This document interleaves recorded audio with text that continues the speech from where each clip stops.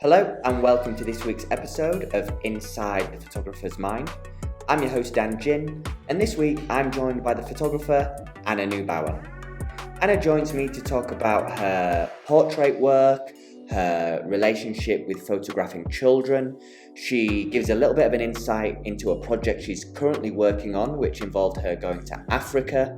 And we're also going to be talking about her recent success with Sony at the Sony World Photography Awards. It's a great episode, and just before we get into it, I'd just like to remind you, if you are listening via YouTube, Spotify, Google, or Apple Podcasts, then please do subscribe.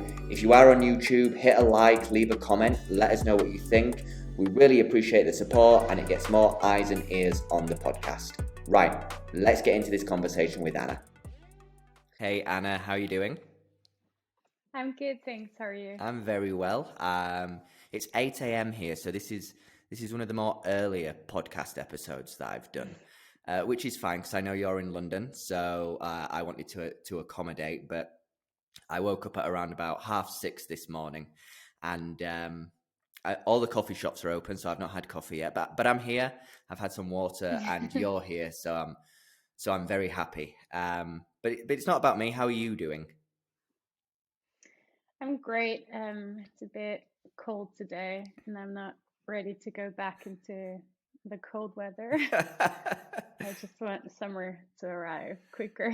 You should probably leave England then, you know. It's Well, I just spent like 6 weeks in Africa, so I'm not Wow. used to the cold anymore.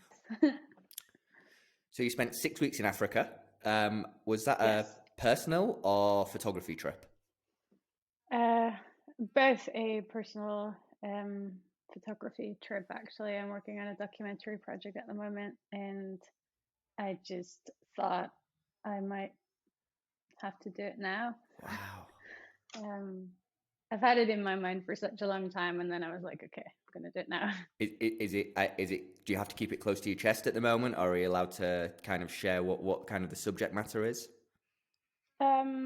No, it's not secret at all. I'm working on a project that's about what home means to someone with a disability, and especially in developing countries. Okay.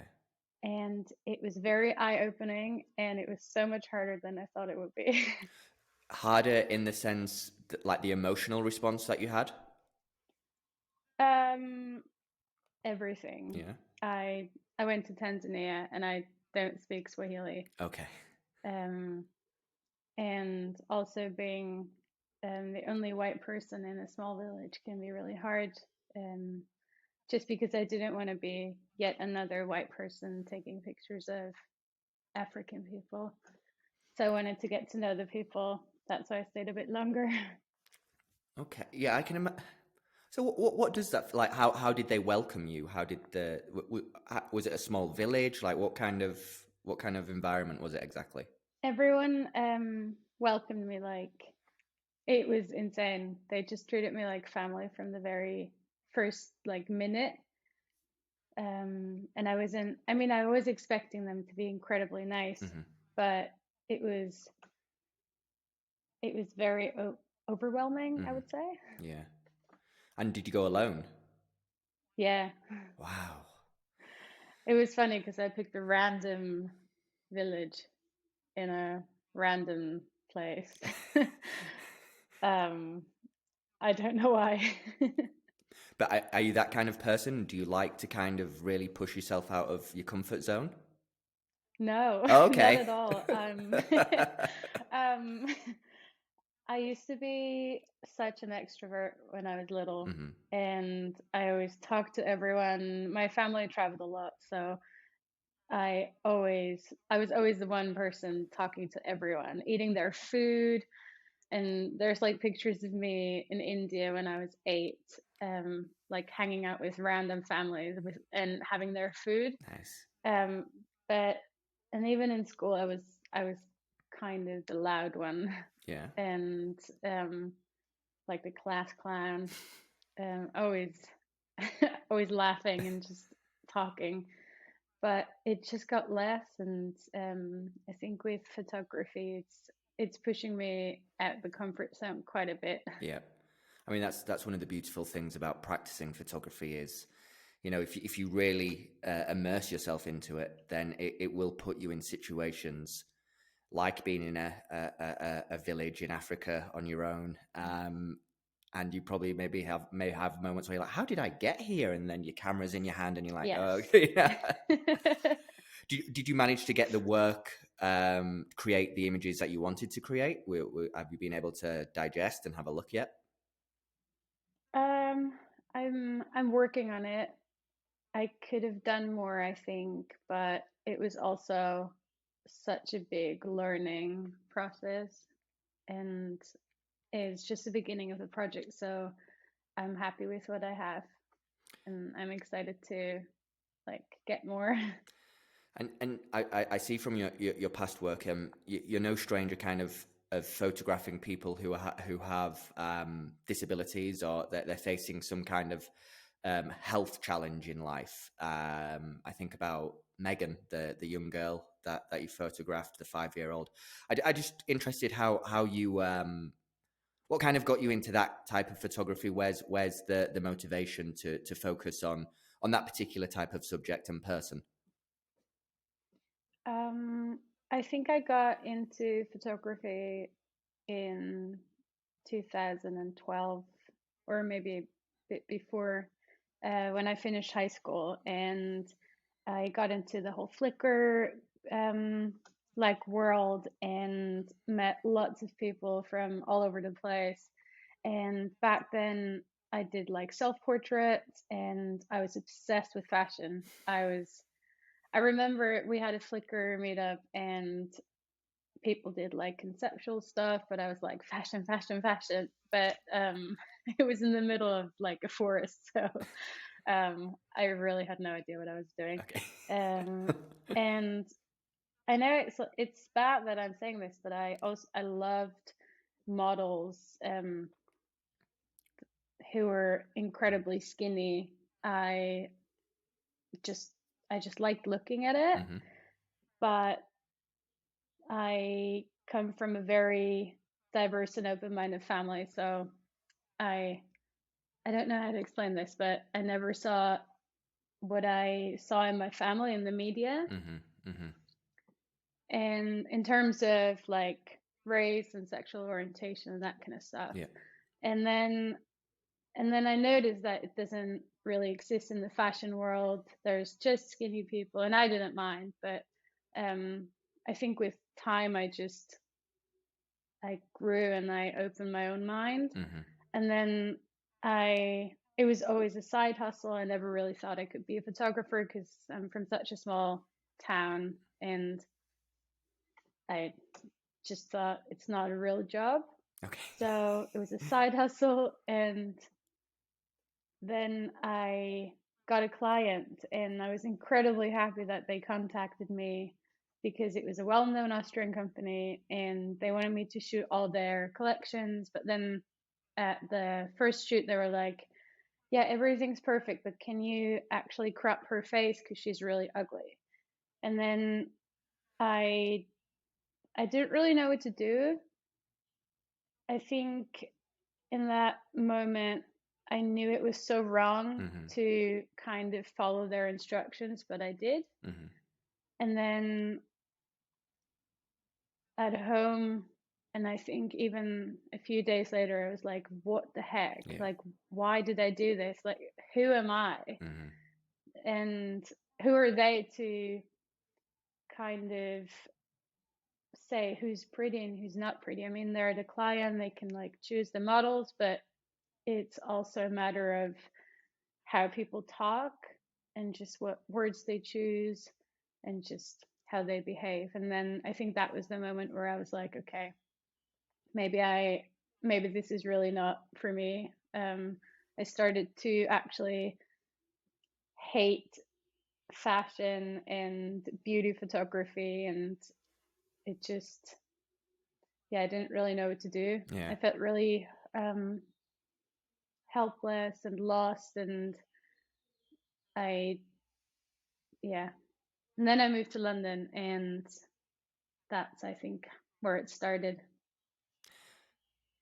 I'm biased because I'm from England and I love London. To me, it's the best city in the world, and I won't let anybody convince me otherwise because I'm stubborn. But one of the so Yeah. I'm from a city called Leeds, which isn't a small city in English standards, so it's quite diverse. But it was actually when I got to London where I really embraced diversity for the first time. I hadn't, I'd never seen I'd never seen a trans person in real life until I got to London. I'd never seen two men embrace each other, like kiss and hold hands when I got to London. I'd never seen the diversity of dress sense and culture. And I'm the reason I'm saying that is I wonder if London has helped you kind of be more diverse in the way that you create photographs. Did that help that process? Yes, a Yeah. lot. When I got away from that client, I went to London for just the weekend, and I felt so inspired, and I felt so like it was some weird feeling. I felt so powerful, even though I hadn't even done anything, but I knew what I wanted to do, and I just couldn't get that thought out of my head. And like you said, in London, you see things you don't see on the countryside or in, Smaller I cities. don't know, a small Austrian town. Um, so children, you photograph children as one of your core subjects. I know there's other things that you do. What is it about children? Because I was in a restaurant the other day and there was a screaming child, and I thought I'm not built for this. Yep. So what is kind of the interest in children? How do you find the process of working with them and photographing them? Can you tell us a bit about that? There's something really freeing about working with kids because you never know what you get. It's like, um, if they're in a bad mood, you won't get what you want. And I don't know, sometimes I feel like I'm the child, Okay. and I just get along with them, and it's always fun. Yeah. So I think that's why. And I just love telling stories through playful images just because I was lucky enough to have an incredible childhood, and it always reminds me of it. One of the things that I feel, because we're talking about beauty standards and traditional kind of what the mainstream has perpetuated, and I know that can have an impact on everyone, young people, women, men as well, as to some degree. But when I look at all the images that you make, I see that your subjects, for me at least, they seem to have this air of confidence about them that maybe society has told them they shouldn't have for whatever reason. Society has said you don't fit the mold, or if in young Megan's case, who Megan has Down syndrome, and it's we know how difficult it can be for people who are struggling with conditions such as Down syndrome because of how society can be. But when I look at the images of Megan, when I look at the images of kind of other children as well, and some of your other subjects, that they all seem to just feel an air of confidence. And it how do you get them to that point? And I'm probably asking you to blow your own trumpet here, but it's I think it's I think it's a wonderful thing. It doesn't, when I saw the images of Megan, for example, my immediate thought wasn't a person with Down syndrome. It was a young girl with confidence, and I think that must have been down to the relationship that you had, and how you were able to get it out of them. So how do you? I guess my question here is, I've rambled a little bit, but I guess my question here is, how do you get people who maybe society says you don't fit the status quo? How do you get them to be confident and embrace themselves when you're photographing them? I, well, first of all, I always work with people who are 100% into what we're doing. Hmm. So everyone knows that we're getting pictures. And one of the most important things for me is just to have some kind of personal connection with whoever I'm working with. Hmm. And as I said, I can be a bit socially awkward and just shy and not that open anymore. But I always try to find out what the model likes, or what their ambitions are, what they, I don't know, like random things, what their favorite animal is, what their weekend plans are, like random things. And mostly we find something we have in common, and then it just goes from there. So I always want people to have a great time.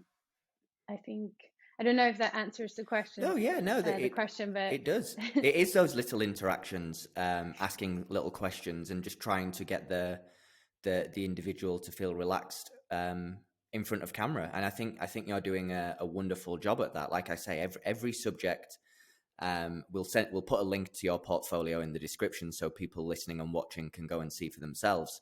And we can show some images throughout the episode as well. But yeah, every subject just looks like they're really immersed into the shoot, and that they love themselves really. And I guess that's what we want to do. As you know, if you're doing portraiture, you want the subject to feel confident when they look at their images. And I can't say how they must feel internally because they're not here, but externally, yeah, they look like they're really into it. And yeah, I'm the older I get, to be honest with you, Anna, the softer I'm getting. So when I see subjects who are clearly, in their personal lives having to go through a hurdle, when I see them kind of just embrace themselves in an image, yeah, it starts, the tears start running down the eye. I'm at that stage. So yeah, it's wonderful work that you're doing. What I do want to ask you about thank is, you. because you did mention it, but I wanted to ask you is about self portraits, because you did self portraits, and I wonder how is that for you? What kind of relationship do you have with yourself as a subject, and how did photographing yourself impact that? That's also a hard question. I think I started taking self portraits because it was just easier to be my own model. I Because if I didn't like the outcome, it was my fault and not like the models, Mm-hmm. or because I'm the model. So that's one thing. And then the second thing is, it was a bit like therapy. Mm-hmm. I didn't really enjoy my university. I don't know if I'm allowed to say that, but You can say anything you like. I just felt like I didn't fit in. So I did self portraits because it felt so good. I felt so productive, and I had ideas, and then I had my little cup of coffee, lots of music, and I spent like days and nights just editing and shooting, and then uploading them on Flickr, finding friends. Like it all went from there, I think. But being your own model is sometimes strange because well, at first I felt weird because I didn't want people to think I'm like super cocky, and I only want to see pictures of myself. But it was about creating, it was about art Yeah. and telling stories. I'm wondering, and I'm really not trying to turn this into a therapy session, Anna, but I'm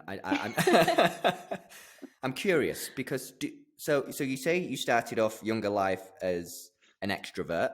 So am I right in thinking that you're more of an introvert now? I can be both. Do, so the reason I ask that I is, can, do you feel photography brings out the extrovert in you, and is that what you're trying to yes. be again? No, I'm not trying to be an extrovert, but it does help in lots of situations. But I could never be a street photographer because I can't, or like take pictures of random people on the street because I couldn't just go up to someone asking for their picture. I tried in Tanzania. It did not work. Okay. um, but yeah, I think photography really helps in a lot of ways. So one thing I want to talk about is the Sony World Photography Awards, um, Yes. which you you did very well in. Um, I'll let you if so you placed third. Is that correct? Yes. What category was it? Was it a specific category? It was the portfolio category. Excellent. So let's go back. So you sent your work off. You entered it, if you will. At that point, are you like, this is definitely going to do well, or were you just like, let's see what happens? No, I didn't even think about it. I I think I found the competition on some blog and like created a profile, but then I never went back to it, Hmm. and because I still had months to submit, and I kind of forgot about it. Okay. But then I got an email and it was like a reminder, and I think it was on the last day, and it was like, you should finish your application. And I was like, oh no, I have nothing to submit. And then I kind of went through my portfolio and I thought, well, this is a bit strange because I don't have any series. I just have nothing. Hmm. And then I just picked some of my favorite pictures and just submitted in the portfolio category. And I really wasn't expecting anything to happen, like not even the shortlist. So between submitting and then receiving notification that Hmm. you'd placed, how long did you have to wait? I don't really know because it, I didn't really care that much about it Okay. because I wasn't confident. I thought, well, that was a bit of a waste of time. But then I got an email and it said urgent, and I never get emails that say urgent. So you get this email that says urgent, and it's from Sony. How close were you to thinking this must be this before you opened it? This must be scam. This must be a spam. I'll delete it. Or did you go? Did you open it straight away? I think I was on the way home from the gym, Okay. and I don't go to the gym a lot. And I opened it straight away and it said, "Oh, this is very important. Please don't delete. You placed third. Don't share or you'll be disqualified." Well, I was like, "What?" and just to give And yeah. everyone listening a perspective, we the photographer we did some stuff with the awards in promoting it and supporting it, and this is a competition where people from literally all over the world, thousands and thousands of photographers are submitting their work, um, and you get into the top three, which is a very small percentage relative to the amount of people that enter. What does that do for your confidence? Mm, I'm not sure. I sometimes I'm confident about the work I do and I feel like, oh, I'm on the right path. But then I have days where I'm like, oh my God, what am I actually doing? Like I need to create, I need to do more. And then, with Instagram, you see people shooting and doing stuff, and I always try to not compare myself. And I'm getting better at it, but it did help a little bit with the confidence. Yeah, I mean, and I imagine, I've had, is there, have you been able to do much with it? Has there been many opportunities that's come out of it yet? Or is it still, I mean, it was recently, so, but has it opened up any doors that maybe you didn't know were needing to be opened or that you wanted to be Yes. opened? Yes. One of my dreams was to have an article on in the Guardian. Oh, So that yes. happened. and I got lots of messages and just really kind comments. And I always love when people tell me that they enjoy looking at the pictures and it does something to them. So I think that's the best thing that could have happened to me. Yeah, that's great, and I'm sure everybody listening knows the Guardian, but for anyone that for whatever reason doesn't, I always thought the Guardian was just English when I lived in my little English bubble. But no, it's we've got obviously the one in England. It's massive in Australia. I think the United States have got the Guardian version as well. They've got so it's yeah, that's great stuff. I mean that's wonderful. The project that you're working on, does it have a working title at the moment? Yes, it's called Between the Raindrops, but it might change.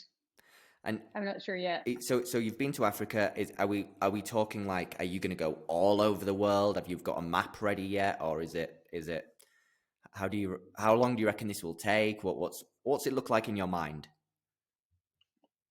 In my mind, it looks like a very, very big project and also a very personal one. So there's no rush, but I'd love to do it in lots of different countries just because it would be amazing to see the differences Hmm. and hear different stories and what home means to people. I think that could be really cool.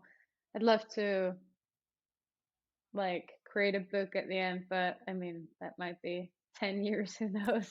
Maybe, but it's there, and I have no reason to believe that you couldn't do that. I mean, if we look at the success stories that you've had already, starting from that obviously horrible experience of being told to crop out someone's face because of their appearance, but then to having such an enriching um, portfolio where you're uplifting a diversity of people. I've looked through it. There's projects on so many different types of subcultures and people and their stories, and it's wonderful work. To then getting the success, and it's not just the Sony Awards that you've had success with. If we look at your resume for our American viewers, the accolades are coming in, and then the Guardian, going out to Africa on your own, which for any person, I went to India on my own, and that was one of the biggest mistakes of my life. Honestly, it's like India is second on my list. I went for, everyone was like, hey, listen, India, it's different, okay? And and I was like, hey, I've been places, thank you very much. And then I got to India, I was stood there on my own, and I was like, where am I? So, to then go to like for you to go to the point I'm making here is a remote village in Africa on your own, and create work. I think you're doing fantastic stuff, to be honest with you. Thank you. And I'm absolutely looking forward to seeing the rise of kind of your personal work, your professional work, which I believe is only going to get higher and higher and higher. Um, and yeah, not to blow smoke up your backside, as we say over here. Backside's the polite way of saying it, but yeah, it's great stuff. I mean, is other than that project, is there anything kind of that you're working on, maybe professionally, or anything that you want to share, or have we covered it? I have some things in mind, but nothing specific. Okay, We're moving out of our house because it gets renovated in like a week. So that's gonna I'm be gonna be um, in Cornwall for a while, a beautiful part of the which is country. very, yeah, my favorite, but it's also so different from London. Yes, So I'll have lots of time to think, excellent. I Well, guess.